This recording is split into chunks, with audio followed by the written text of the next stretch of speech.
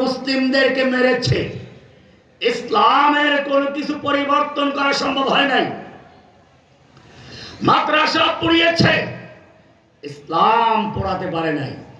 এখন শুরু হলো ইসলামকে ধ্বংস করা, ইসলামের মূলে আঘাত করা। সেটা কি?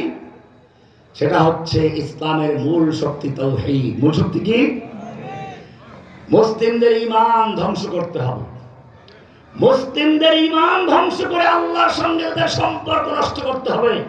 সেই প্রকল্পের অংশই হলো কাদিয়ানী তৈরি করা, সেই প্রকল্পের অংশ হচ্ছে বাউল তৈরি করা, সেই প্রকল্পের অংশ ছিল মাজার পূজারি তৈরি করে মুসলিম উম্মাহর আকীদা ধ্বংস করে দেওয়া, তাওহীদ রিসালাত নষ্ট করে দেওয়া। মুসলিম যখন পড়ে লা ইলাহা, লা ইলাহা মানেটা কি ভালো করে বুঝো। লা ইলাহা হচ্ছে কালেমাতুত তাওহীদ, তাওহীদের কালেমা।